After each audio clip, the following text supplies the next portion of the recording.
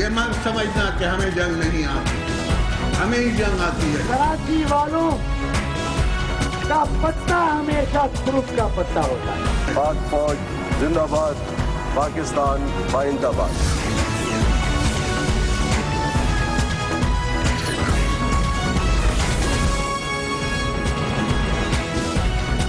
آپ دیکھ رہے ہیں خبروں، تبصروں اور تجزیات پر مبنی پاکستان کا سب سے معتبر نیوز شو دنیا، کامران خان کے ساتھ۔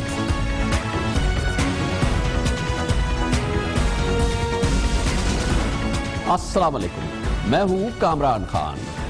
نومبر 2013 جب جنرل پرویز مشرف کے خلاف آئین سے غداری کا مقدمہ درج ہوا، اس روز سے لے کے کل تک ہم مسلسل یہ کہتے رہے کہ یہ مقدمہ درج ضرور ہوا ہے لیکن یہ اپنے انجام کو پہنچے یہ ناممکن ہے۔ پہلے دن سے میرے ناظرین یہ بتا سکتے ہیں، پہلے دن سے ہم یہ کہہ رہے تھے کہ یہ مقدمہ نہ چلے گا، نہ انجام کو پہنچے گا، جنرل پرویز مشرف چلے جائیں گے۔ یہ بات نومبر 2013 سے ہم نے کہنی شروع کری اور ظاہر ہے کہ اس کے بیچ میں ایک طویل عرصہ رہا، تعطل رہا، اور کل ہم نے یہ بات آپ کو حتمی طور پہ بتا دی تھی کہ اب وہ وقت اور وہ دن آ گیا ہے۔ فیصلہ یہی ہوگا کہ جنرل پرویز مشرف کو جانے دیا جائے۔ اب جنرل پرویز مشرف کو باہر ہی جانا ہے، یہ اس وقت بھی پتا تھا، 19 نومبر 2013 کو بھی پتا تھا کہ وہی ہوگا جو کہ اب ہو رہا ہے۔ ہماری معلومات بھی یہی ہے کہ ایسا ہی ہوگا، ایسا ہی ہونے والا ہے۔ یہ ہمیشہ سے کہہ رہا تھا کہ یہ کیس اپنے منطقی انجام کو پہنچے گا،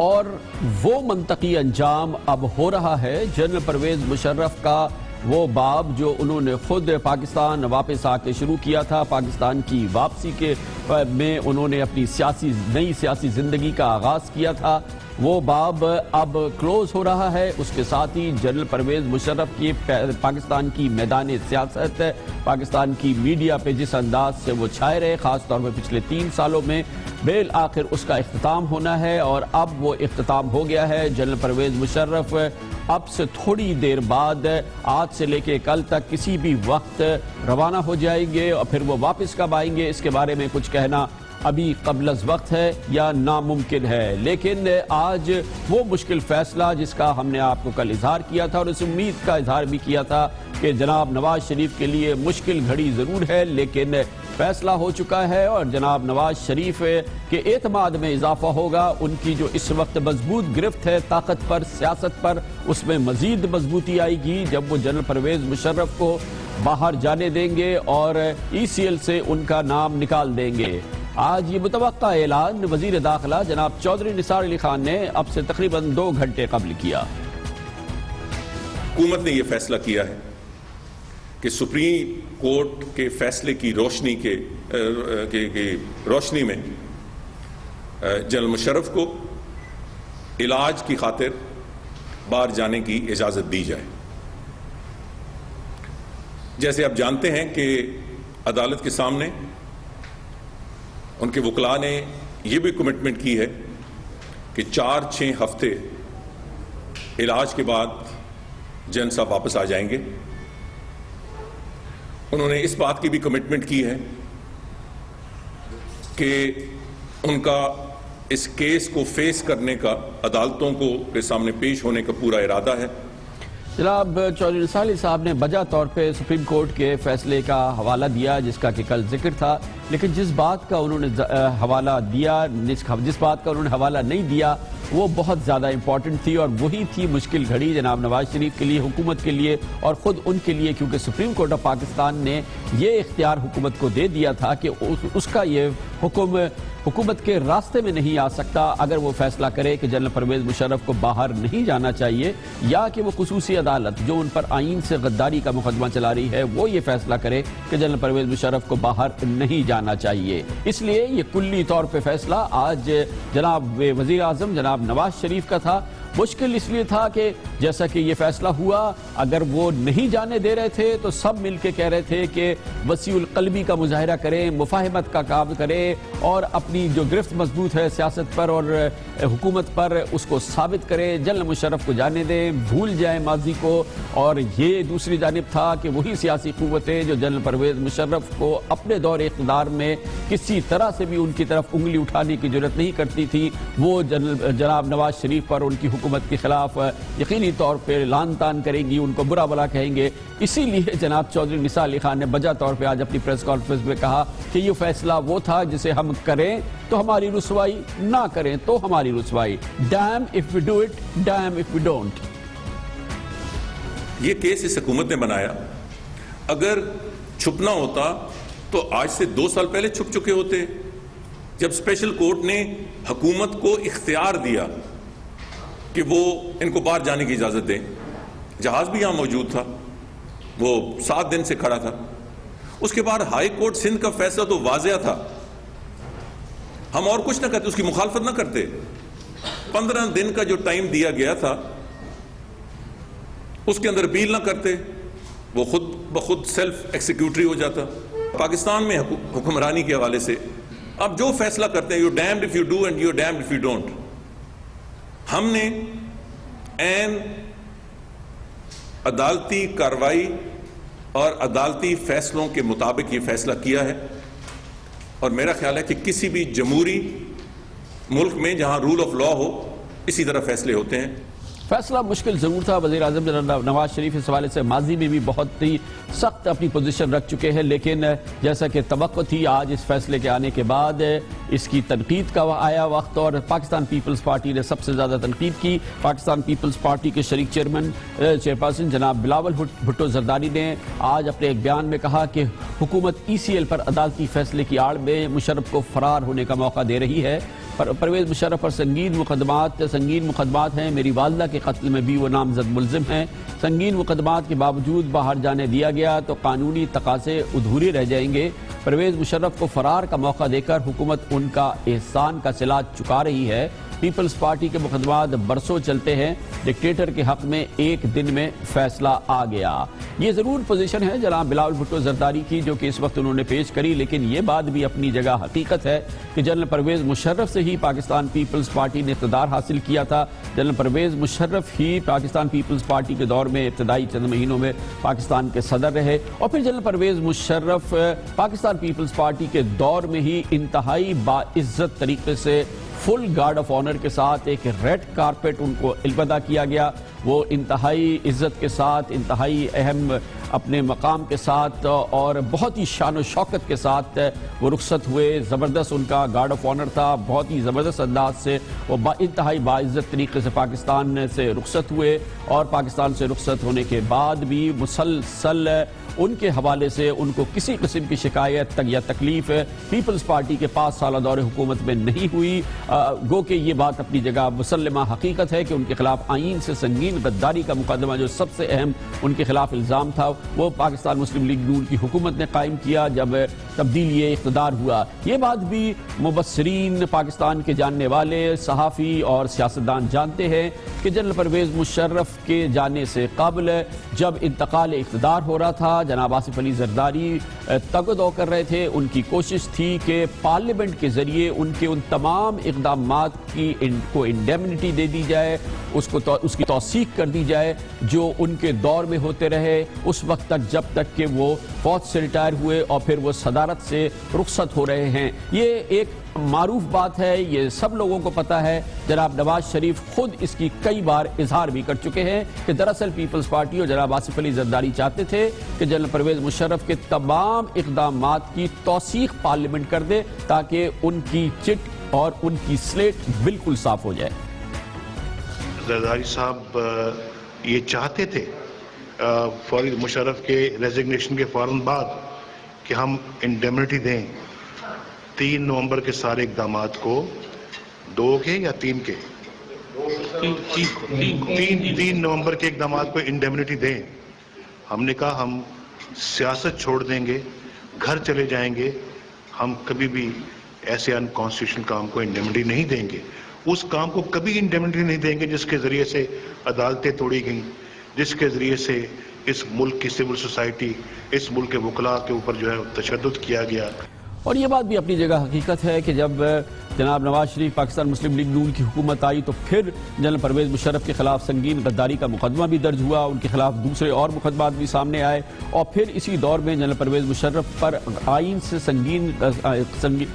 کی سنگین خلاف ورزی پر، غداری پر ان کے خلاف باقاعدہ فرد جرم بھی عائد ہوئی، اور مختلف کیسز میں تقریباً 9 بار وہ عدالتوں میں بھی ان کو چکر لگانے پڑے۔ بہرحال یہ اس دور میں ہوا ہے، اور اب اسی دور میں جنرل پرویز مشرف بالآخر رخصت ہو رہے ہیں، اور اس کے ساتھ ہی ان کا سیاسی چیپٹر لگ یہ رہا ہے کہ اب اپنے منطقی انجام کو پہنچ گیا ہے۔ اس پوری صورتحال پہ بات کرنے کے لیے ہمارے ساتھ موجود ہیں پاکستان پیپلز پارٹی سے تعلق رکھنے والے ممتاز رہنما، پاکستان کے سابق وزیر اطلاعات و نشریات محترم قمر الزمان کائرہ۔ بہت بہت شکریہ کائرہ صاحب، آپ نے ہمیں جوائن کیا ہے۔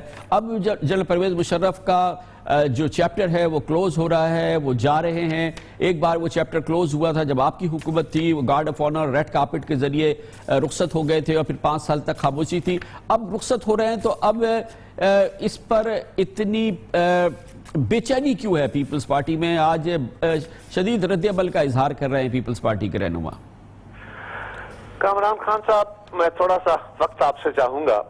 جو آپ نے اپنے انٹرو میں بھی کہا اور آج وزیر داخلہ نے بھی بڑے زوردار طریقے سے سارے کے ساری جو غصہ تھا وہ پیپلز پارٹی پہ نکالا۔ خیر وہ ان کا پرانا سٹائل ہے، جو ان کے منہ میں آیا وہ بس کہتے گئے۔ تو گزارش یہ ہے کہ جنرل مشرف جب پیپلز پارٹی کی گورنمنٹ آئی تو اس وقت جنرل مشرف حکومت میں تھے، اور ان کے اپنے جرنیل تھے، ان کی اپنی مرضی کی عدالت تھی، ان کے پاس 58(2)B کا اختیار تھا۔ کاف لیگ اور MQM ان کے ساتھ تھی۔ ملک کے اندر اس وقت ان کا مکمل طور پہ کنٹرول تھا، اور پیپلز پارٹی کے پاس 26 سیٹیں تھیں۔ ان حالات میں جب ہم نے حکومت سنبھالی تو ہم نے ان کے خلاف کوئی کیس کیسے کیا، کیسے نہیں کیا، ہم نہیں کرنا چاہتے تھے، ہم تناؤ افورڈ نہیں کر رہے تھے۔ پاکستان ایک جمہوری طرف ہم لے کے جانا چاہتے تھے، اور ہم نے اپنی مخالف سیاسی جماعتوں کو بھی ساتھ لے کے چلنے کا فیصلہ کیا تھا۔ رہی بات، ہم نے پرویز مشرف صاحب سے حلف لیا، بالکل لیا۔ کاف لیگ کے ساتھ نون لیگ نے بھی ہمارے ساتھ حلف لیا۔ چودھری نثار صاحب بھی اس حلف لینے والوں میں شامل تھے۔ ایک میاں رضا ربانی تھے جنہوں نے کہا تھا کہ میں پرویز مشرف سے حلف نہیں لوں گا، اور وہ ایڈوائزر بنے تھے۔ اور اس کے بعد جب مشرف صاحب صدر نہیں رہے تو اس وقت میاں رضا ربانی صاحب وزیر بنے۔ ان کو ریڈ کارپٹ سینڈ آف کس نے دیا؟ یہ ذرا یاد کیجئے کہ ان کو صدر ہاؤس سے نکالا کس نے؟ ان کو یہ راستہ دکھایا کس نے؟ اس لیے کہ وہ تو بیٹھے تھے، انہوں نے ہمارے خلاف چارج شیٹ بھی کرنی تھی۔ آصف زرداری صاحب نے لیکن قائرہ صاحب یہ بات یہ تو اوپن سیکرٹ ہے نا کہ آصف زرداری صاحب پاکستان پیپلز پارٹی کی چوٹی کی قیادت اس وقت یہ بھی چاہ رہی تھی کہ انڈیمنٹی دے تاکہ یہ چیپٹر مکمل کلوز ہو جائے۔ ہم اس کو فاسٹ فارورڈ کرتے ہیں نا کہ اب اگر وہی چیز اب ہو رہی ہے اور ان کے خلاف مقدمات بھی ہیں، اور یہ آئین سے غداری کا بھی مقدمہ ہے، اور اب وہ جا رہے ہیں باہر، تو جانے دینا۔ اس کی کوئی اس پہ سیاسی اسکورنگ کیا تو شاید وقت نہیں ہے، کیونکہ پاسٹ اس چیز کو آپ کا خود اپنے جو پارٹی کی پوزیشن رہی ہے وہ خود وہی ہے جو آج ہو رہی ہے۔ گزارش یہ ہے کہ میرا جملہ ذرا مکمل ہو جاتا تو شاید مسئلہ حل ہو جائے۔ سوال یہ ہے کہ ہم نے ان کو راستہ دکھایا کہ آپ اب چلے جائیے صدر ہاؤس سے، ہم آپ کے ساتھ نہیں چل سکتے، اور اس وقت میاں نواز شریف صاحب خود صدر بننا چاہتے تھے ملک کے، اور زرداری صاحب نے انہوں نے کہا کہ نہیں، میری جماعت جو چاہتی ہے مجھے بنایا جائے۔ یہ ایک اور بحث ہے، کس وقت چاہیں گے تو کر لیں گے، لیکن ہم اس تناؤ میں نہیں گئے اور ہم نے ملک کو آگے بڑھانے کا فیصلہ کیا۔ حکومت وقت جو آج بیٹھی ہے یہ تو کریڈٹ ہی اس بات کا لیتی ہے، ہمیں مورد الزام ٹھہراتی ہے اور خود اس بات کا کریڈٹ لیتی ہے کہ ہم نے آرٹیکل 6 کا مقدمہ درج کیا، اور ان کے وزراء بشمول چیف منسٹر کے پورا گلا پھاڑ کے کہتے رہے کہ جناب اس مشرف صاحب اگر چلے گئے تو پھر ہمارا تو حکومت میں آنے کا فائدہ کون نہیں، سیاست ختم ہو جائے گی، فلاں پتہ نہیں کیا کیا ہو جائے گا۔ اور بھائی اگر اڑنا نہیں آتا تھا تو یہ سب کچھ کرنے کی کیا ضرورت تھی؟ ہم تو یہی کہہ رہے تھے کہ اگر آپ یہ معاملہ تناؤ کی طرف مت لے کے جائیے، اور آپ نے کیا کیا؟ پرویز مشرف عدالتوں کے سامنے یہاں پہ AFIC میں بیٹھے تھے، ان کو رکھا گیا اور تمسخر اڑایا گیا۔ وہ واحد بندے ہیں جن کو عدالت کے اندر اب پیش ہوئے بغیر بگٹی کیس کے اندر سزا جو ان کو بریت مل گئی۔ ابھی بھی ساری دنیا کو پتا ہے. کامران خان صاحب آپ کو نہیں پتا کہ ان کو وہ دکھایا گیا ٹی وی کے اوپر کہ وہ بڑی مشکل حالت میں ہیں اور ان کو وہ گرین کپڑے پہن کے بیٹھے ہوئے ہیں, لیکن جو ہی ان کا سپریم کورٹ کا فیصلہ ہے وہ گھر چلے گئے. جی قاہرہ صاحب, ہم تو کہتے ہیں کہ ہم طاقتور نہیں تھے, جو طاقتور ہونے کے کلیمنٹ ہیں ان کو ہم کہہ رہے ہیں کہ یہ کیوں کر رہے ہو آپ. بہت شکریہ قاہرہ صاحب. اسی لیے ہمارے کل کے پروگرام کا موضوع تھا, ہمارا سلگ تھا نادیدہ قوتیں نادیدہ رہی مگر کام کر گئی. لیتے ہیں کمرشل بریک اور اس کے بعد ذکر کریں گے وزیر اعظم جناب نواز شریف کی بھارتی وزیر اعظم نریندر مودی سے ملاقات ہونے والی ہے آئندہ کچھ ہفتوں کے دوران. آج پاکستان کے وزیر خارجہ جو کہ وزیر اعظم کے معاون خصوصی ہیں خارجہ امور کے جناب سرتاج عزیز, ان کی ملاقات بھارتی وزیر خارجہ سے ہوئی ہے. بھارت پاکستان ایک بار پھر امن شاہراہ پہ چڑھنے کی کوشش کر رہے ہیں. اس کے بارے میں آپ کو بتائیں گے کمرشل بریک کے بعد.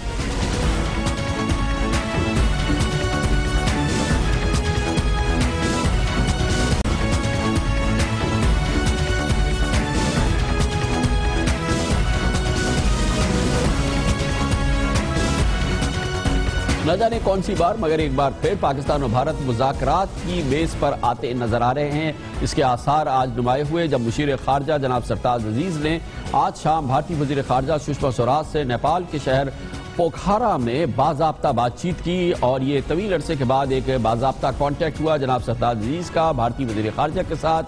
اور اس دوران پاکستان میں ہونے والی سارک سربراہ کانفرنس میں جناب سرتاج عزیز نے باضابطہ ایک فارمل انویٹیشن دیا وزیر اعظم نریندر مودی کو شرکت کا کہ وہ اسلام آباد تشریف لائیں. مشیر خارجہ سرتاج عزیز نے کہا کہ سشما سوراج کے ساتھ ان کی بات چیت بہت خوشگوار ماحول میں ہوئی, وہ کافی خوشگوار ماحول میں وہاں سے نکلے, اور اس کے بعد ان کا کہنا تھا اس طریقے سے پٹھان کوٹ کے ایشوز کو ہینڈل کیا گیا ہے, جس طریقے سے کوآپریشن ہوئی ہے, اور اب جی آئی ٹی وہاں جا رہی ہے, اس کا بہت میرا خیال ہے کہ اس سبجیکٹ پہ جس طرح کی کوآپریشن شروع ہوئی ہے اس کے اچھے مثبت نتائج نکلیں گے. اب اگلا جو موقع ہے وہ اس مہینے کے آخر میں 31 مارچ کو پرائم منسٹر صاحب بھی واشنگٹن جا رہے ہیں, نواز شریف صاحب بھی, پرائم منسٹر مودی بھی جا رہے ہیں, نواز شریف صاحب بھی وہاں جا رہے ہیں. تو امید تو ہے کہ دونوں کی ملاقات ہوگی, کیونکہ پرائم منسٹر مودی کا وہاں پہ صرف ایک ہی دن کا قیام ہے, تو ابھی اسٹرکچر ڈائلاگ کا معلوم نہیں ہے, لیکن کم از کم امید یہی کی جا سکتی ہے کہ ملاقات ہوگی. تو اس سے یہ معاملے ہمارے جو تعلقات کی میں جو پیش رفت آئی تھی اور جو ہوئی تھی رکاوٹیں, امید ہے کہ وہ پھر اس کے بعد آگے بڑھیں گے. اہم بات یہ ہے کہ مشیر خارجہ سرتاج عزیز کی سشما سوراج سے ملاقات کے بعد ایک جوائنٹ پریس کانفرنس تھی جس میں جناب سرتاج عزیز نے بات کی. اس موقع پہ بھارتی وزیر خارجہ سشما سوراج کا کہنا تھا کہ پٹھان کوٹ واقعے کی تحقیقات کے لیے ایک پاکستان کی انویسٹیگیشن ٹیم اب 27 مارچ کو بھارت پہنچے گی, اور اس کے بعد وہ اپنی مکمل تحقیقات شروع کرے گی. کوٹ کی بات بھی ہماری ہوئی, اور مجھے خوشی ہے کہ جو اتنے دنوں سے آپ پرتیکشا کر رہے تھے جے آئی ٹی کب آئے گی, جوائنٹ انویسٹیگیشن ٹیم کی کوئی تاریخ طے ہوئی یا نہیں ہوئی, تو وہ تاریخیں بھی طے ہو گئی ہیں. 27 تاریخ کی رات کو جوائنٹ انویسٹیگیشن ٹیم بھارت پہنچے گی اور 28 تاریخ سے اپنا کام شروع کرے گی. گزشتہ روز پاکستان اور بھارت کے سیکرٹری خارجہ نے بھی ایک ملاقات کی تھی, اور یہ فورن سیکرٹریز کی ملاقات تھی, جس کے بعد فورن منسٹر ملاقات ہوئی. پہلے یہ ملاقات اس ماہ کی 15 مارچ کو ہونی تھی, لیکن پٹھان کوٹ حملوں کے بعد اسے مؤخر کر دیا گیا تھا. بھارت نے پاکستان کی جانب سے انٹیلیجنس شیئرنگ کے بعد 3 روز قبل نئی دلی میں ایک آپریشن کیا تھا جس میں 3 مشتبہ دہشت گردوں کو ہلاک کیا گیا تھا. اس حوالے سے دعویٰ کیا گیا تھا کہ پاکستان کی قومی سلامتی کے مشیر لیفٹیننٹ جنرل ریٹائر ناصر جنجوعہ نے اس ماہ کی 6 تاریخ کو بھارتی ہم منصب اجت ڈوول کو 10 دہشت گردوں کے بھارت میں داخل ہونے کی اطلاع دی تھی, جس پر نئی دلی اور گجرات میں سیکیورٹی ہائی الرٹ ہوا, اور اس کے بعد بھارتی فورسز نے یہ آپریشن کیا. اس پورے موضوع پر بات کریں گے, اور اس کے لیے ہمارے ساتھ نئی دلی سے موجود ہے سواسنی حیدر جو کہ ڈپلومیٹک ایڈیٹر ہیں دی ہندو کی. تھینک یو سو مچ سواسنی جی. آپ بتائیے گا کہ اب یہ بات طے ہے کہ واشنگٹن میں پرائم منسٹر نواز شریف اور پرائم منسٹر نریندر مودی کی میٹنگ ہوگی, اور کتنے چانسز ہیں کہ پرائم منسٹر مودی ساک کانفرنس کی سمٹ کانفرنس کے لیے اسلام آباد آئیں گے؟ کامران صاحب, مجھے لگتا ہے جیسے سرتاج عزیز صاحب نے آج کہا ہے کہ جو ہوپس ہیں, جو لگ رہا ہے ابھی پرائم منسٹر ملیں گے, ضرور ملاقات ہوگی واشنگٹن میں, لیکن کیا اسٹرکچر ڈائلاگ ہوگا اس پہ ابھی کچھ پتہ نہیں ہے. لیکن ہم نے ضرور اتنا دیکھا ہے کہ پچھلے کچھ مہینوں میں جب بھی ٹاکس کی بات ہوئی ہے یا جیسے پچھلے 2 سال سے ٹاکس لڑکر آ رہے ہیں تب پرائم منسٹر کے ملنے سے ہی کچھ بات آگے بڑھتی ہے. تو ہمارے پاس ابھی 2 جیسے آپ کہیں ڈیڈ لائنز ہیں. ایک تو جو ابھی آ رہا ہے جب وہ واشنگٹن جائیں گے اور شاید وہاں مل کر ایک ایسا ٹائم لائن وہ بنا پائیں جو ان کو نومبر تک لے جائے گا جب 9 تاریخ کو پرائم منسٹر نریندر مودی کو نیوتا دیا گیا ہے کہ ساتھ میں آئے. اب ساتھ میں آنا تو ضرور ہر پرائم منسٹر کو ہر سارک کنٹری کے لیڈر کو آنا ضرور پڑتا ہے کیونکہ اس کے بغیر سارک کو ہولڈ نہیں کیا جا سکتا ہے. اور مجھے لگتا ہے آج جو یہ انویٹیشن دیا گیا ہے اور سشما سوراج جی نے بھی ظاہر کر دیا ہے کہ پرائم منسٹر کی سارک سمٹ مکمل ہوگی, سکسیسفل ہوگی, تو اس میں لگتا ہے کہ انڈرسٹینڈنگ ہے کہ پرائم منسٹر جائیں گے. حالانکہ انہوں نے یہ وفا میں بھی بات کہی تھی کہ وہ انہوں نے ایکسیپٹ کیا ہے کہ وہ پاکستان آئیں گے سارک سمٹ کے لیے. تب ڈیٹ طے نہیں ہوا تھا, اب ڈیٹ طے ہو گیا ہے تو اس کا نیوتا سشما سوراج نے جو ایکسیپٹ کیا ہے مجھے لگتا ہے کہ پرائم منسٹر مودی اب پاکستان آئیں گے نومبر میں. تھینک یو سو مچ سواسنی حیدر, ہمارے ساتھی ڈپلومیٹک ایڈیٹر ہندو سے. مارچ سے لے کے نومبر تک 6 مہینے کا وقفہ ہے. دیکھیں اس میں پاکستان اور بھارت کے درمیان کیا ہوتا ہے. سب حالات ٹھیک رہے تو نومبر میں مودی پاکستان آئیں گے. خبر سے بریک اور اس کے بعد ذکر کریں گے. مسلسل اس پروگرام کے ذریعے کراچی کے مسائل کی ہم عکاسی کرتے رہے ہیں, ایک ایک کر کے پیغام دیتے رہے ہیں حکومت والوں کو بڑے بڑے مسائل کے حوالے سے. آج لیاری ایکسپریس وے جس کا چرچہ ہمارے اس پروگرام میں رہا ہے اس حوالے سے ایک بریک تھرو ہوا ہے. گورنر سندھ ڈاکٹر عشرت العباد نے اس سلسلے میں مرکزی کردار ادا کیا ہے. لیاری ایکسپریس وے جو پچھلے تقریباً 7 سال سے رکی ہوئی تھی اس پہ کام شروع ہو گیا ہے. اس کے بارے میں بتائیں گے کمرشل بریک کے بعد.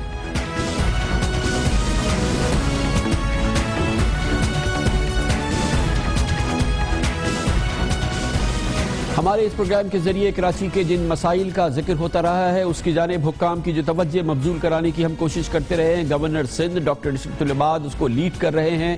آج گورنر سندھ ڈاکٹر عشرت العباد کی قیادت میں یہ ایک بڑا بریک تھرو ہوا ہے. تقریباً 7.5 سال سے لیاری ایکسپریس وے جس کا 80% کام مکمل ہو گیا تھا جو کہ کراچی کے ٹریفک کے مسائل کو حل کرنے میں کلیدی کردار ادا کر سکتی تھی, اب اس پہ کام شروع ہوا ہے. ڈاکٹر عشرت العباد کی کوششوں کے نتیجے میں آج FW نے اس کام کی ابتدا کر دی ہے. گورنر سندھ آج لیاری ایکسپریس وے کے دوسرے ٹریک پر کام آج شروع ہوا اور اس کے لیے وہ وہاں پہنچے. انہوں نے کہا کہ لیاری ایکسپریس وے پہ کام کا جائزہ لینے کے لیے وہ دورہ کر رہے ہیں اور ہدایت کی کہ باقی کام کو 18 ماہ میں مکمل کر لیا جائے. اس سلسلے میں تمام وفاقی اور صوبائی محکموں کی کوارڈینیشن بھی کرا دی گئی ہے. یہ ماڑی پور سے لے کے سوراب گوٹ تک 16 کلومیٹر طویل لیاری ایکسپریس وے ہے جس پہ 2003 میں کام شروع کیا گیا تھا لیکن 2008 میں یہ کام روک دیا گیا اور یہ جب سے 2008 سے یہ کام بند تھا مگر آج یہ ساؤتھ کوریڈور کا کام شروع ہو گیا ہے. یہ بڑی اہم خبر ہے. 18 مہینوں میں یہ کام دوبارہ یہ کمپلیٹ بھی ہوگا. اس حوالے سے آج جناب عشرت العباد نے کہا آج ہم اس اسٹیج پہ ہیں کہ یہاں پہ دوبارہ سے بہت تیزی سے آپ نے خود دیکھا ہے یہ کام سٹارٹ ہو چکا ہے اور اس کا جتنا ریمیننگ ورک ہے وہ ابھی جو ایسٹیمیٹڈ ٹائم ہے انشاءاللہ 18 مہینے میں یہ کمپلیٹ ہو جائے گی فار دی ٹریفک انشاءاللہ اوپن کر دی جائے گی. یہ کراچی کے لیے کراچی کے عوام کے لیے ایک دیرینہ خواب کی حیثیت رکھتا ہے یہ پروجیکٹ اور اس کا ایک جو ساؤتھ بانڈ جب کمپلیٹ ہوا تھا تو اس نے کافی ریلیف پہنچایا تھا. انشاءاللہ تعالی نارتھ بانڈ بھی جب کمپلیٹ ہو جائے گا تو یہ ایک بہت زبردست اس کا جو اپنا ٹریفک فلو ہے کنیکٹیوٹی ہے. یقیناً کراچی کے لیے آج یہ سب سے بڑی خبر ہے. بریک اس دوران آپ نیوز ہیڈ لائن بھی دیکھیں گے اور اس کے بعد ہمارا آج کا اگلے 60 منٹ جو ہوں گے وہ خصوصی ایڈیشن ہوگا. خصوصی خبر ہے, ہمارے ساتھ رہیے گا. بہت زبردست خبر ہے جس کو ہم آپ کے ساتھ شیئر کریں گے. 60 منٹ کا خصوصی ایڈیشن نیوز ہیڈ لائنز کے بعد.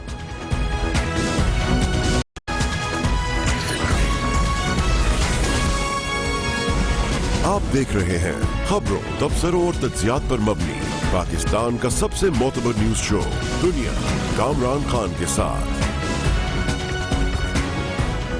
آج کا یہ شو اب سے لے کے 11 بجے تک صرف ایک خبر کے لیے ہم نے مختص کیا ہے.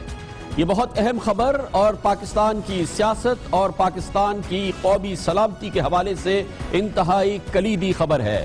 اس کا تعلق ان خبروں سے اور ان تجزیات سے ہے جو اس پروگرام میں بھی آپ مسلسل دیکھتے رہے ہیں، جس کا براہ راست رابطہ ہے پاکستان کی چوتھی بڑی سیاسی جماعت متحدہ قومی موومنٹ کی لندن میں موجود قیادت، اس کے قائد الطاف حسین کے بھارت کی خفیہ ایجنسی را کے ساتھ تعلقات کے حوالے سے۔ اپنے گزشتہ پروگرامز میں ہم نے آپ کو لندن میں میٹروپولیٹن پولیس یعنی اسکاٹ لینڈ یارڈ کی ایک آفیشل ڈاکیومنٹ دکھائی تھی جو کہ پاکستانی تاجر سرفراز مرچنٹ کو جو منی لانڈرنگ کیس میں الطاف حسین، طارق میر اور محمد انور کے ساتھ ملزم ہیں، انہیں اسکاٹ لینڈ یارڈ نے فراہم کی تھی، جس میں انہیں مطلع کیا گیا تھا کہ لندن میں موجود ایم کیو ایم کی قیادت، جس میں جناب الطاف حسین، جناب طارق میر اور جناب ایم انور شامل ہیں، انہوں نے اس بات کی تصدیق کی ہے، اعتراف کر لیا ہے کہ لندن میں بھارتی خفیہ ایجنسی سے ان کے براہ راست رابطے ہیں اور بھارتی خفیہ ایجنسی ایم کیو ایم کی مسلسل فنڈنگ کرتی رہی ہے اور را اس حوالے سے پاکستان کے اور برطانوی قوانین کی را اور ایم کیو ایم کی قیادت خلاف ورزی کرتی رہی ہے۔ یہ بہت اہم معاملہ اور اس کا بھرپور ثبوت ہم نے آپ کے سامنے پیش کیا تھا۔ اس کے ساتھ ہی سرفراز مرچنٹ نے ہمارے اس پروگرام میں بتایا تھا کہ کس طرح سے ان کے تعاون سے یہ منی لانڈرنگ ہوتی رہی اور پھر ان کی معلومات کے بغیر بھارت کی خفیہ ایجنسی کے فنڈز ان کے ذریعے پہنچتے رہے محمد انور اور ایم کیو ایم کے قائد جناب الطاف حسین تک۔ ان تمام چیزوں میں جو سب سے اہم بات تھی وہ تھا میٹروپولیٹن پولیس یعنی اسکاٹ لینڈ یارڈ کا یہ کہنا کہ لندن میں جناب طارق میر، محمد انور اس بات کا تحریری ویڈیو آڈیو اعتراف کر چکے ہیں کہ بھارت کی خفیہ ایجنسی را ایم کیو ایم کی فنڈنگ کرتی رہی ہے۔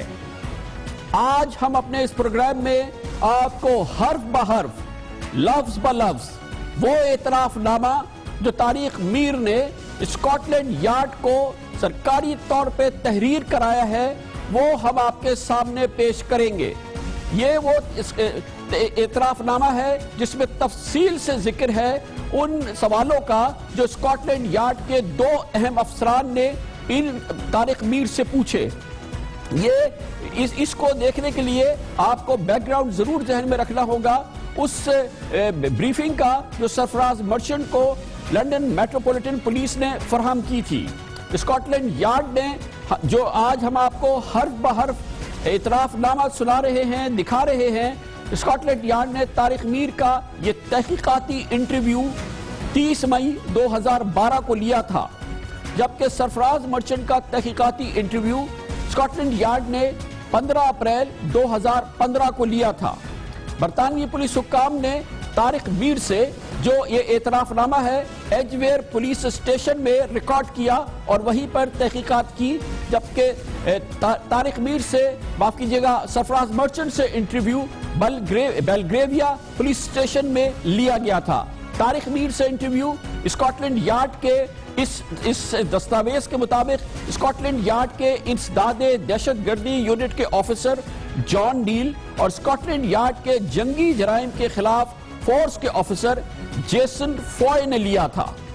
سرفراز مرچنٹ سے انٹرویو لینے والے میں میٹروپولیٹن پولیس یعنی اسکاٹ لینڈ یارڈ کے افسر اسٹیورٹ میتھیوز تھے اور اسٹیفن والٹرورتھ تھے۔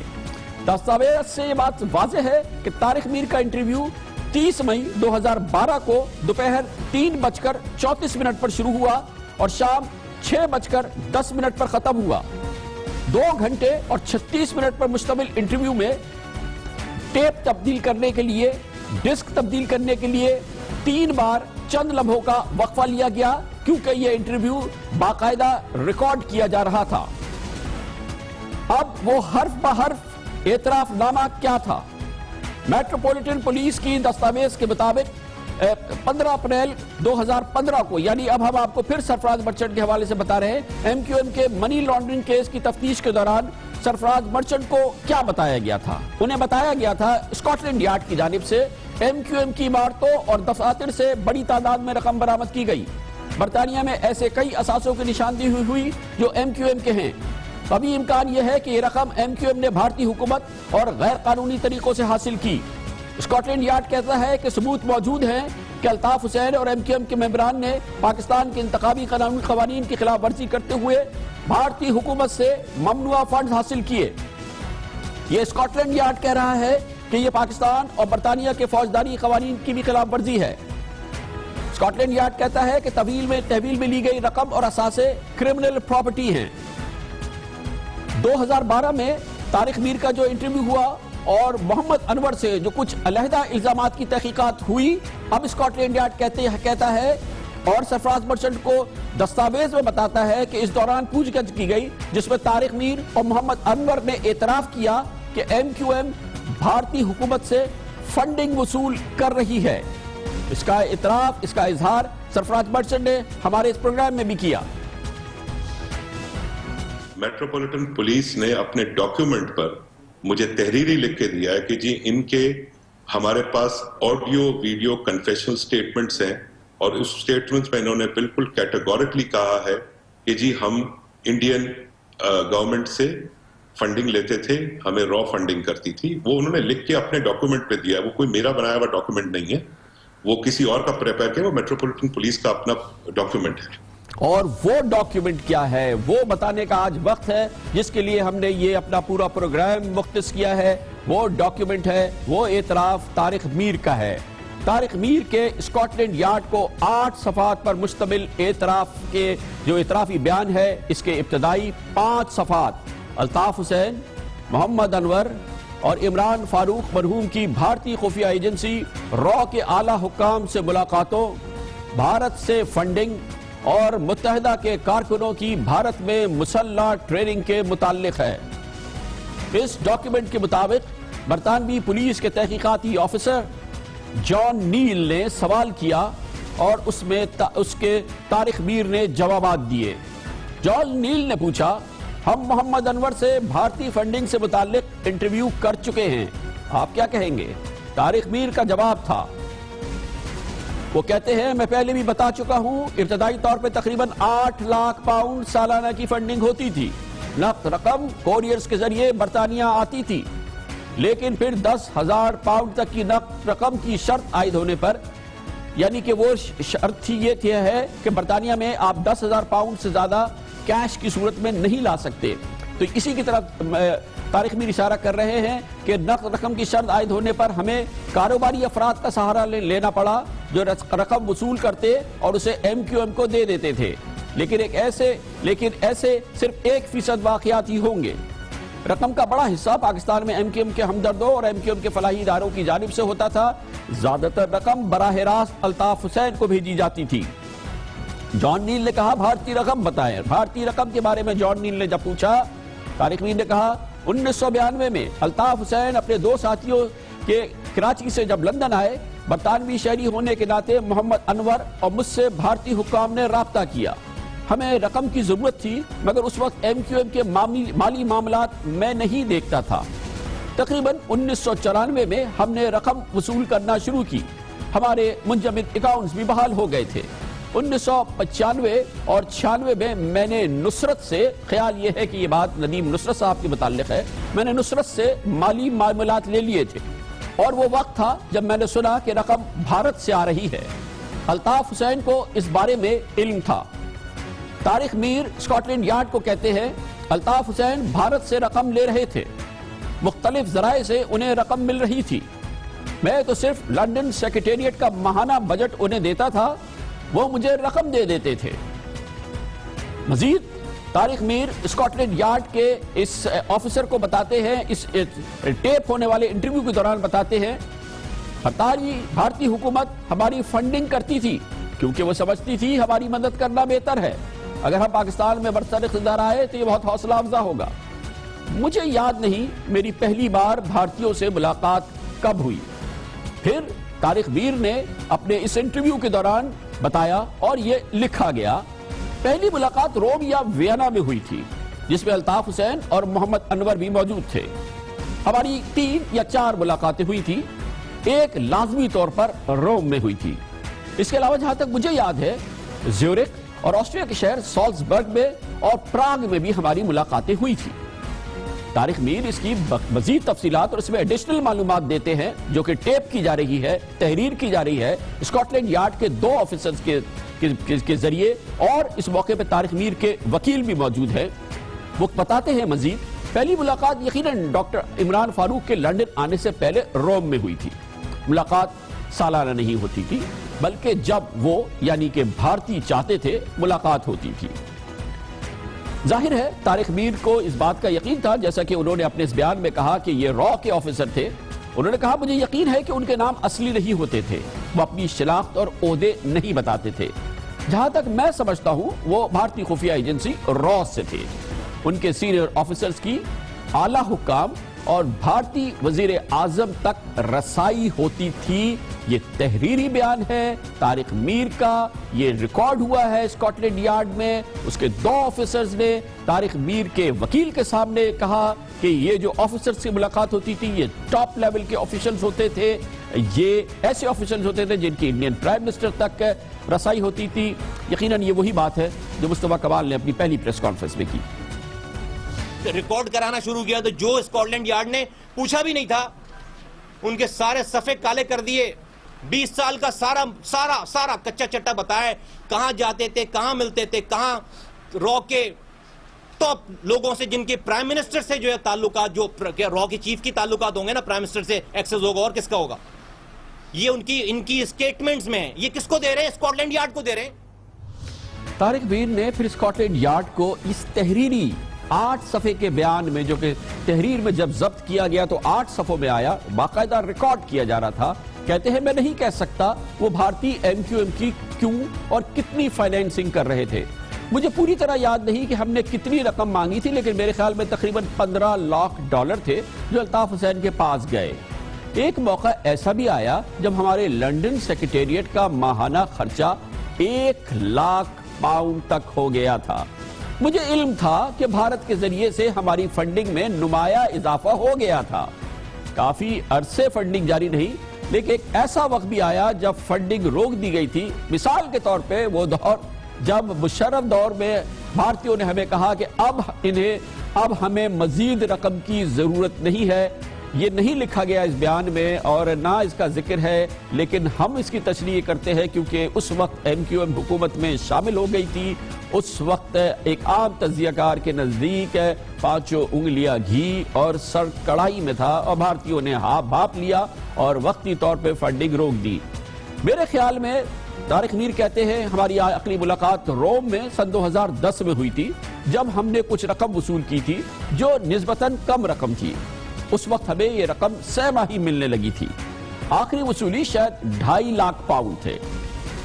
طارق میر مزید کہتے ہیں ابتدا میں رقم امریکی ڈالرز میں ملتی تھی، لیکن پاؤنڈز میں تبدیل کرانے میں ہمیں وقت لگتا تھا، اس لیے 1998 اور 1999 میں وہ ہمیں ڈالر کے بجائے پاؤنڈ سٹرلنگ میں رقم دینا شروع ہو گئے تھے۔ ماضی میں تمام رقم نقد اور فنڈز کی صورت میں چیک کے ذریعے یا بھارتیوں کے ہاتھوں سے یا پھر حوالے کی شکل میں الطاف حسین کو ملتی رہی ہے۔ یہاں میں آپ کو بتا دوں کہ ہم نے اپنے گزشتہ پروگرام میں آپ کو ایک ذریعہ بتایا تھا، دبئی کی کمپنی تھی، ٹریڈنگ کمپنی جیسمین ویلی، اس کے ذریعے ایم کیو ایم کے UK فنڈز کو رقوم آتی تھی اور اسے ایک بھارتی مینا کماری چلاتی تھی۔ اس کا ثبوت ہم نے آپ کے سامنے، اس کی دستاویز آپ کے سامنے ہم نے پیش کی تھی۔ اس کا ذکر اس جگہ موجود نہیں ہے، لیکن جو بعد میں سپورٹنگ ایویڈنس سامنے آئی ہے اس کے ذریعے یہ چیزیں سامنے آئی ہے۔ یہ بھی ہم آپ کو بتا دیں کہ یہ تمام باتیں اس وقت کی گئی، سرفراز مرچنٹ نے بھی اس وقت کی، طارق میر نے، محمد انور نے اور جناب الطاف حسین نے بھی اس وقت کی، جب میٹروپولیٹن پولیس نے اپنی تحقیقات ان کے سامنے رکھی اور ان کو کنفرنٹ کیا اس ایویڈنس کے ساتھ جو ان کے پاس موجود تھا۔ میں اب دوبارہ طارق میر صاحب کے اس حرف بحرف اعتراف نامے کی طرف آتا ہوں۔ طارق میر پھر کہتے ہیں میں یقین سے نہیں کہہ سکتا کہ اس سلسلے میں الطاف حسین کا سہولت کار کون تھا۔ شاید رقم محمد انور کے ذریعے بھی آتی تھی، کیونکہ میری حد تک محمد انور، ڈاکٹر عمران فاروق کو اور اس رقم کا علم تھا۔ صرف ہم چاروں کو ہی رقم کے بارے میں معلومات تھی، یعنی کہ 4 افراد تھے جن کے پاس یہ راز تھا، یہ ایم کیو ایم کا سب سے بڑا راز تھا یعنی کہ جناب الطاف حسین، محمد انور، طارق میر اور ڈاکٹر عمران فاروق کہ بھارت کی خفیہ ایجنسی را فنڈنگ کر رہی ہے. بات براہ راست را والے الطاف حسین سے کرتے تھے، پیسے بھی ان تک پہنچائے جاتے تھے براہ راست، اور یہ 4 لوگ تھے جو امین تھے اس راز کے جو شاید پاکستان کی قومی سلامتی کے خلاف ہونے والی کسی بھی سازش کا سب سے بڑا راز ہے. ان 4 لوگوں کے حوالے سے اب سے چند روز قبل جب ایم کیو ایم کے رہنما رضا ہارون نے مصطفیٰ کمال ٹیم کو جوائن کیا تھا تو انہوں نے بھی اس کا ذکر کیا تھا. 2 کنفیشنل اسٹیٹمنٹ کا ذکر ہے میٹروپولیٹن پولیس میں، جس میں ایک کی کاپی باہر آئی ہے، اور اس کاپی میں طارق میر صاحب لکھتے ہیں یہ ساری جو ڈیلنگ ہوتی تھی، یہ سارے جو معاملہ چلتے تھے، اس کا پارٹی میں صرف 4 لوگوں کو پتا تھا. میں آج کل بڑا میڈیا پہ سنتا ہوں کہ یہ بھی ذمہ دار ہیں، وہ بھی ذمہ دار ہیں، ان کو ہی پکڑ لو، ان کو ہی پکڑ لو. کیوں بھائی؟ وہ اسٹیٹمنٹ کیا گھر لے جاؤ گے کیا؟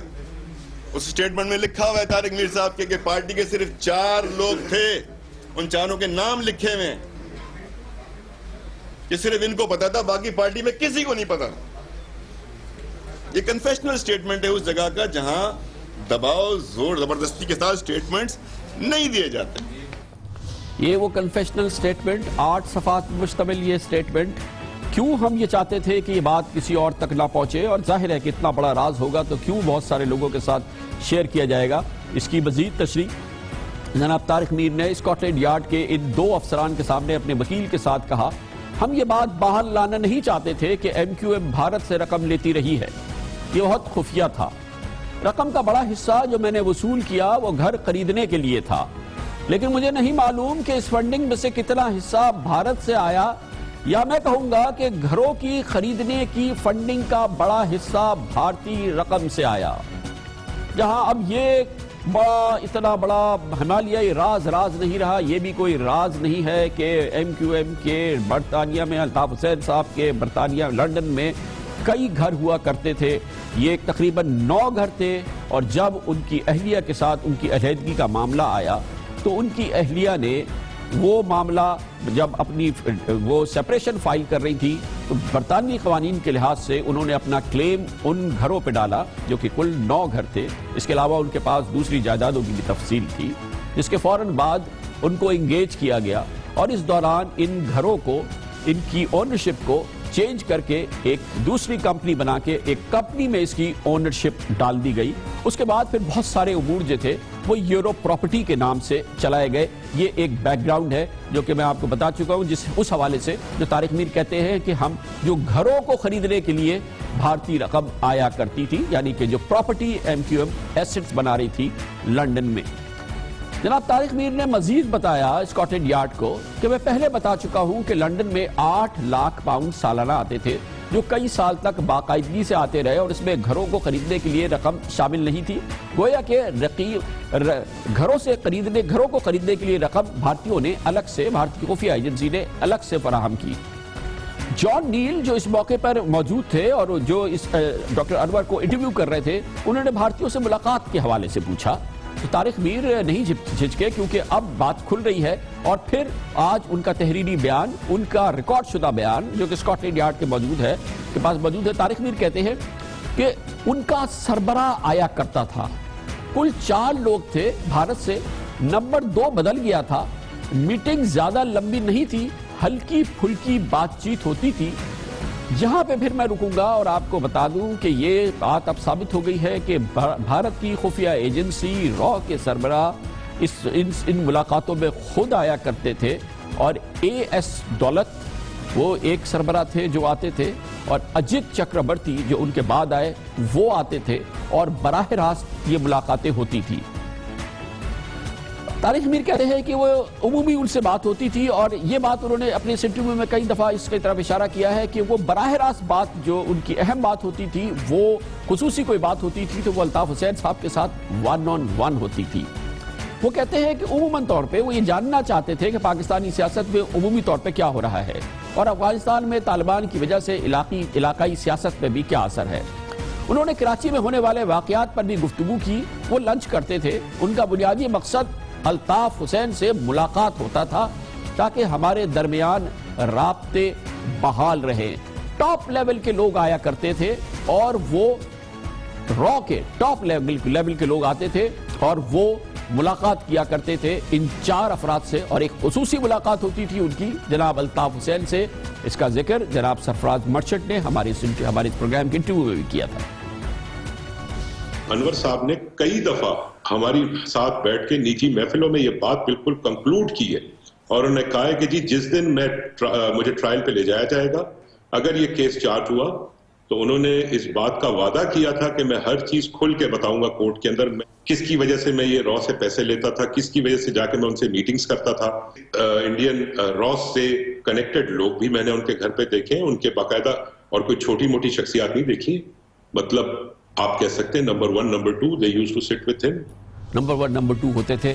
یہ سلسلہ، یہ سنسنی خیز انکشاف، یہ سنسنی خیز حرف بحرف اعتراف، ایم کیو ایم کے را کے ساتھ تعلقات، اور وہ کہاں کب کیسے پنپے، کس طرح سے بھارت کی خفیہ ایجنسی نے ایم کیو ایم کی لنڈن میں موجود چوٹی کی قیادت کو سنبھالا، پالا، فائنانس کیا، کہاں سے یہ کیسے بنی باتیں، اور اب یہ ایک دستاویزی ثبوت ہے، یہ metropolitan police Scotland Yard کے پاس ثبوت موجود ہے، یہ حرف بحرف اعتراف نامہ، ابھی اس کی بہت ساری قسطیں باقی ہیں، ہم آپ کو سناتے ہیں ایک چھوٹے سے وقفے کے بعد۔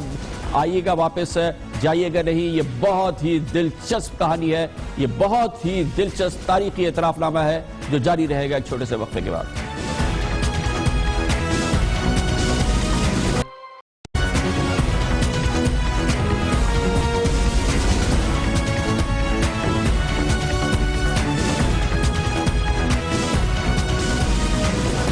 Welcome back.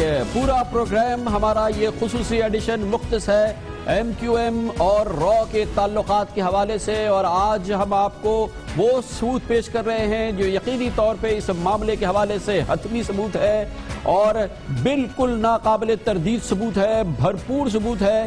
ایک بار پھر وہ ثبوت ہے جو کہ اس وقت برطانیہ کی پولیس کے پاس ہے، جو کہ لنڈن میں اسکاٹ لینڈ یارڈ کے پاس ہے، کیونکہ یہ اعتراف نامہ ہے، وہ تحریری آڈیو ویڈیو اعتراف نامہ جس کا ذکر آپ اس سے پہلے بھی سن چکے ہیں، جس کا اعتراف سرکاری طور پہ میٹروپولیٹن پولیس بھی کر چکی ہے۔ اس کا تعلق ہے برطانیہ میں ایم کیو ایم کی اہم ترین شخصیات طارق میر اور محمد انور کے ان اعترافی بیانات سے جو انہوں نے اسکاٹ لینڈ یارڈ کو ریکارڈ کرائے۔ آج ہم آپ کو حرف بحرف، لفظ بلفظ اعترافی بیان پیش کر رہے ہیں طارق میر کا، جو کہ انہوں نے اسکاٹ لینڈ یارڈ کے آفیسرز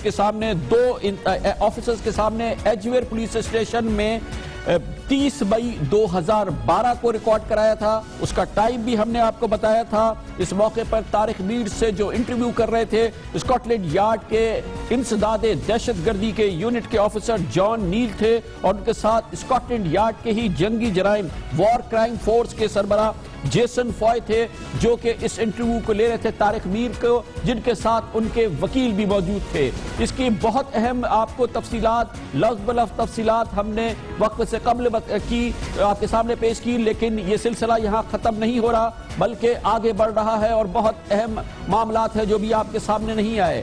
طارق میر نے کہا کہ تھوڑی دیر بعد انہوں نے سوچا، انہوں نے کہا کہ مجھے لگتا ہے کہ ایک اور بھی شخص تھا جو بھارتیوں سے ہمارے رابطوں کے بارے میں جانتا تھا، اور پھر انہوں نے اس شخص کا نام یوسف بتایا، مگر انہوں نے کہا کہ وہ ملاقاتوں میں شریک نہیں ہوتا تھا، اور پھر ایک وقت آیا کہ وہ امریکہ چلا گیا۔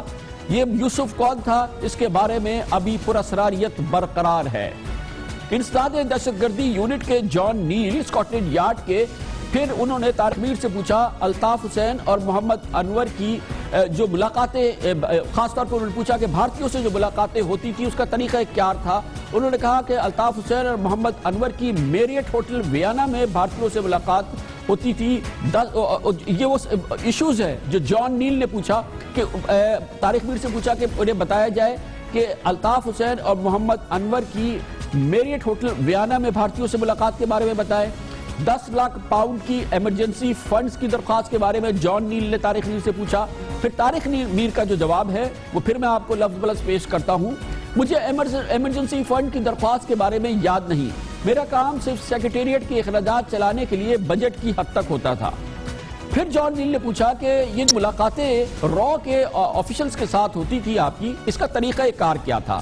یہ جان نیل پوچھ رہا ہے، انسداد دہشت گردی یونٹ اسکاٹ لینڈ یارڈ کا افسر۔ پورا معاملہ ریکارڈ کیا جا رہا ہے، ویڈیو، آڈیو اور تحریر بھی ہو رہا ہے۔ طارق میر کا اس سوال پہ جواب: میں ٹریول ایجنٹ سے ٹکٹ خریدتا تھا، کبھی بھی ملاقات کے موقع پر براہ راست نہیں جاتے تھے۔ مثلا روم جانا ہوتا تھا تو براہ راست فرینکفرٹ جاتے تھے۔ ملاقات کا وقت اور مقام ہمیشہ بھارتی طے کرتے تھے۔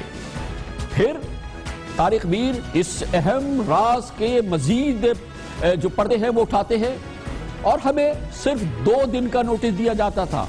ہم 5 اسٹار ہوٹلز میں ملتے تھے اور تمام انتظامات انہی کے یعنی کہ بھارتی ایجنٹس کے ہوتے تھے۔ بعد کی ملاقاتوں میں بات چیت براہ راست محمد انور سے رابطہ کر کے طے ہوتی تھی۔ میں ڈاکٹر عمران فاروق کی موجودگی میں کبھی بھارتیوں سے نہیں ملا۔ جان نیل نے پھر پوچھا، ایم کیو ایم پیسوں کے بدلے بھارتیوں کو کیا دیتے تھے؟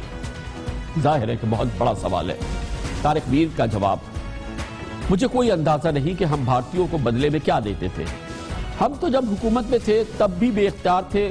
جب میں بھارتیوں سے ملا تو ایسی کوئی خاص بات سنی نہیں میں نے۔ ہم ان کے لیے کیا کر سکتے ہیں؟ جان نیل نے پوچھا۔ مسلح ٹریننگ بہت چپتا ہوا اور کلیدی سوال ہے۔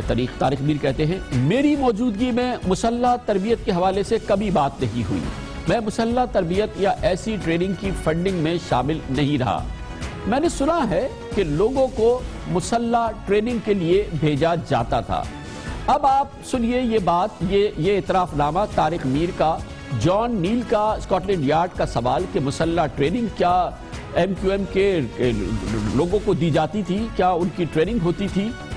پھر اب آپ آئیے، اس سال میں یہاں پہ لوگوں کی گرفتاری ہوتی ہے، سرکاری طور پہ گرفتاری ہوتی ہے، کراچی میں گرفتاری ہوتی ہے، اور کراچی کے معروف senior police officer S S P Rao Anwar کچھ بتاتے ہیں۔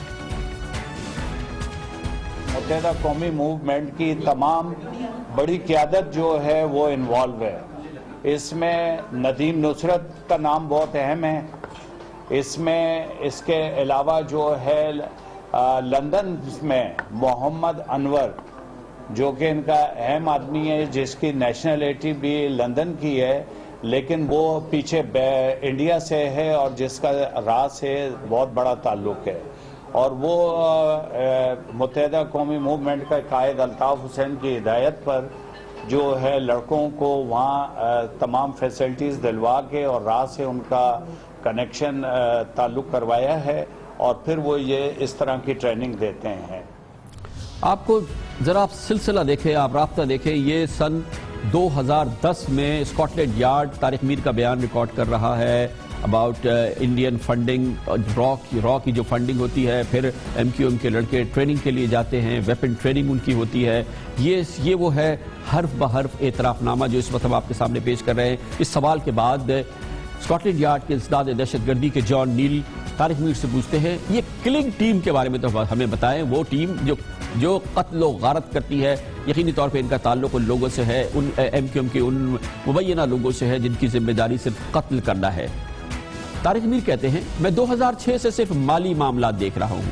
میری پارٹی میں کسی سے کلنگ ٹیم پر کبھی بات نہیں ہوئی، رابطہ کمیٹی بھی اس پر بات نہیں کرتی۔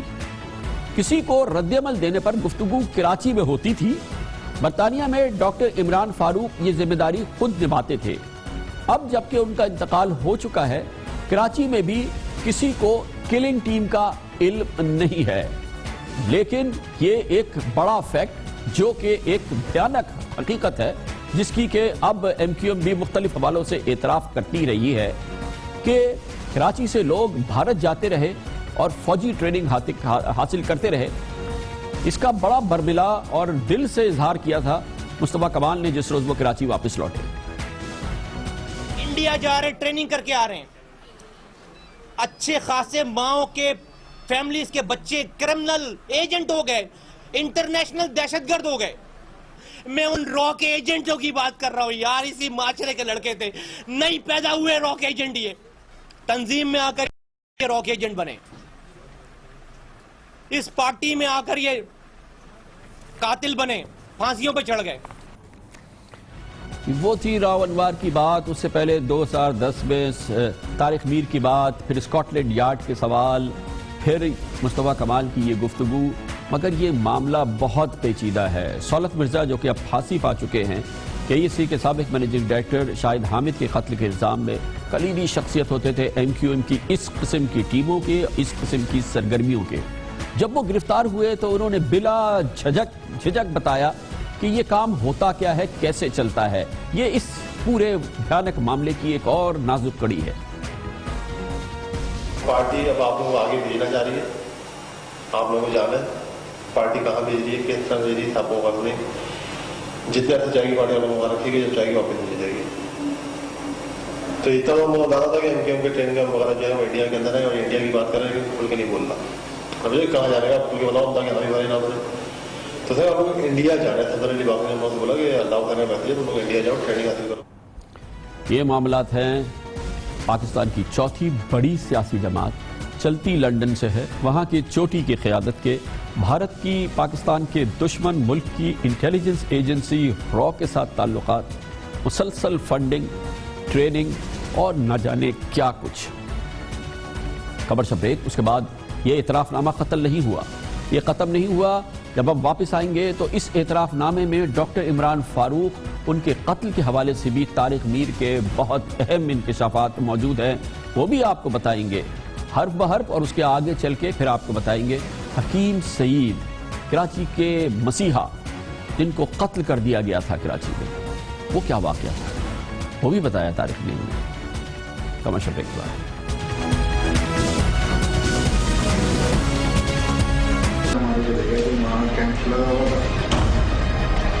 یہ جو سیٹ اپ بنتے ہیں نا، یہ بنتے ہیں باہر سے۔ ٹریننگ کیمپ جو ہے وہ انڈیا میں ہم لوگوں کو کس طرح استعمال کر کے کس طرح کریں گے۔ خصوصی ایڈیشن ہے ہمارا، پورا 1 گھنٹے کا یہ پروگرام ہے، صرف مختص ہے را کے MQM کے تعلقات کے حوالے سے، اور اس سلسلے میں جو حتمی ثبوت ناقابل یقین مگر مستند، انتہائی مستند ثبوت، وہ ہے طارق میر کا وہ اعتراف نامہ جو لندن میں Scotland Yard, London metropolitan police کے 2 سینئر آفیسرز کے سامنے ریکارڈ کرایا گیا۔ یہ مئی 2010 کا یہ انٹرویو 2.5 گھنٹے پہ مشتمل، ویڈیو بھی ہے، اس کی آڈیو بھی ہے، اس کو تحریری طور پہ بھی ریکارڈ کیا گیا۔ اس پروگرام کے پہلے حصوں میں 2 حصوں میں ہم نے آپ کو تفصیل سے بتایا کہ راس کس طرح سے MQM کی لندن کی اس چوٹی کی قیادت کے ذریعے اس پاکستان کی چوتھی بڑی سیاسی جماعت کو کنٹرول کر رہی تھی، لیڈ کر رہی تھی، سنبھال رہی تھی، پال رہی تھی، فنڈنگ کر رہی تھی اور مسلح ٹریننگ دے رہی تھی۔ اسی انٹرویو کے دوران جو کہ دراصل تھا ڈاکٹر عمران فاروق قتل کیس کے حوالے سے، جان نیل جو کہ انسداد دہشت گردی کے یونٹ کے آفیسر ہیں اسکاٹ لینڈ یارڈ کے، ان کے ساتھ وار کرائمز کو دیکھنے والے آفیسر ہیں اسکاٹ لینڈ یارڈ کے، طارق میر کے وکیل موجود ہیں، انہوں نے عمران فاروق کے بارے میں پوچھا، مرحوم عمران فاروق کے بارے میں جان نیل نے جب پوچھا، طارق میر کہتے ہیں ڈاکٹر عمران فاروق جب تک زندہ تھے پارٹی میں بہت فعال تھے، ان کے خیالات بہت اہم تھے، میرے علاوہ محمد انور اور ڈاکٹر فاروق کو پیسوں کا علم تھا، میں کبھی بھی ڈاکٹر فاروق کی موجودگی میں بھارتیوں سے نہیں ملا، میرے خیال میں ڈاکٹر عمران فاروق بھارتیوں سے ملتے تھے، غالباً 2001 یا 2000 میں وہ محمد انور کے ساتھ بھارت گئے تھے اور اس کا مقصد ڈاکٹر عمران فاروق کو بھارتیوں سے متعارف کرانا تھا۔ الطاف حسین یا ڈاکٹر عمران فاروق اس وقت یورپ کا سفر نہیں کر سکتے تھے پر بھارت تو جا سکتے تھے۔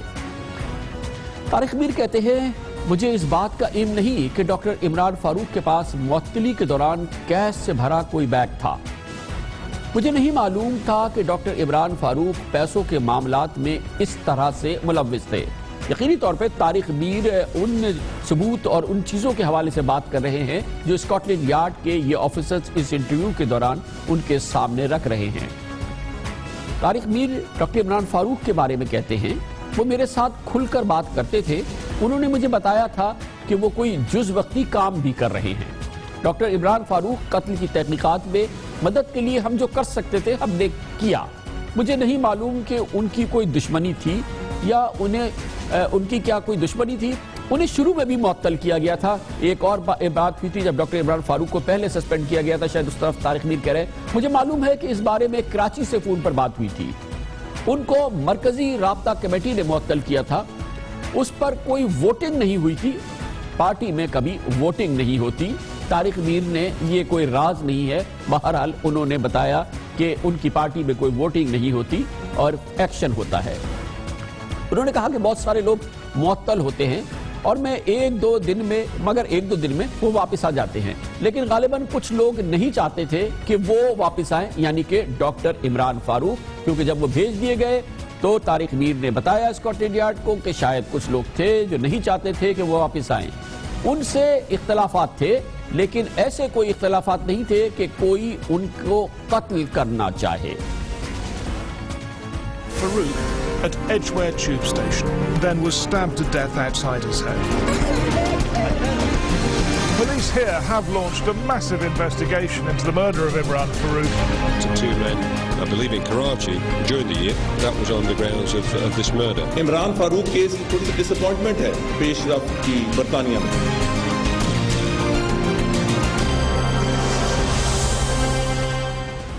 بارہا ان سے پوچھا جا رہا تھا کہ ان کی عداوت کس کے ساتھ تھی اور اگر وہ اتنے کلیدی آدمی تھے تو ان کو واپس لانے کے لیے کچھ کیا گیا یا نہیں کیا گیا.